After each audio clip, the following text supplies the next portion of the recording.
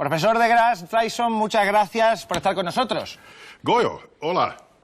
Profesor, permítame que le pregunte así en frío. En una sociedad tan dependiente como la nuestra de la tecnología, como estamos haciendo, por ejemplo, con esta entrevista, y de la ciencia, ¿por qué cree que las pseudociencias y las supersticiones modernas de repente están volviendo con tanta fuerza? When people resist science, it may be because they fear it. And often we fear things in our lives that we don't understand. That leaves me to wonder whether maybe those same people had a science teacher in high school or in college that they didn't like, or they didn't do well in the class, or it wasn't taught in a way that excited them. And so I blame the education system. We should learn that science is a way to understand the world, a way to pose a question and then find an answer to it.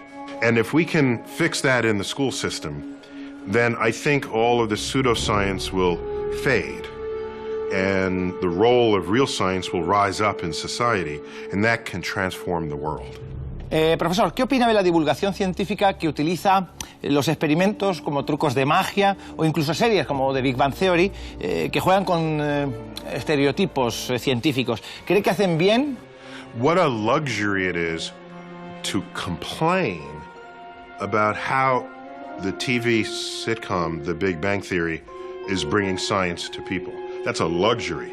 There was a day when no television program had any science in it at all.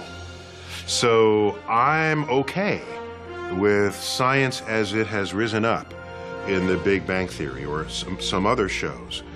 Yes, you wish it was different, but maybe if it were different, it would never have the popularity that it does. At least now people are talking about science, talking about how different the science should be. Did they get it right or not?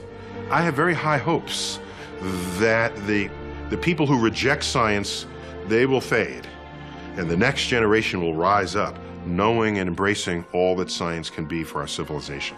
Profesor, hoy disponemos de acceso a la información con rapidez, a una cantidad enorme, prácticamente infinita de información, como se suele decir, con un solo clic o con tocar con un dedito. ¿Esto puede generar en los jóvenes la sensación de que todo ha sido descubierto ya, que para qué hay que molestarse en investigar si está ahí de forma cómoda?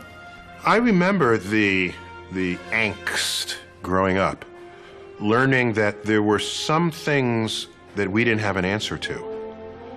That was disturbing to me. How could we not know? How? And then I didn't realize that some people have to make it their mission to discover the unknown. And apparently that's not everybody. It's only some people. And it's the sum of these explorations over the centuries, over the millennia, that create this body of knowledge that we now find on a wiki page, in the old days in books. So, yes, the answers are out there. It means you don't have to memorize them. That's a good thing. But I wonder, and I agree, about whether that has somehow stifled curiosity. Y para concluir, una pregunta que hacemos siempre porque aprendemos de los aciertos, pero también de los errores. Por tanto, ¿cuál ha sido el mayor error en su carrera científica? I published a couple of papers some years ago predicting how many total galaxies there might be in the universe. And we estimated there might be 10 times as many galaxies as the catalogs were revealing. We were predicting that there were a class of galaxies that are very small and very dim, and they were not showing up in the catalogs. You needed much better telescopes to see them. It turned out that stimulated a lot of extra research to find them, but we only found about 5 times as many galaxies rather than 10 times as many. So our prediction was too high, but it was wrong in an interesting way because it still led to the discovery of more galaxies. So I'm still proud of that. But yes, the fields move on. Bueno, pues adiós, Neil. Adiós, Goyo.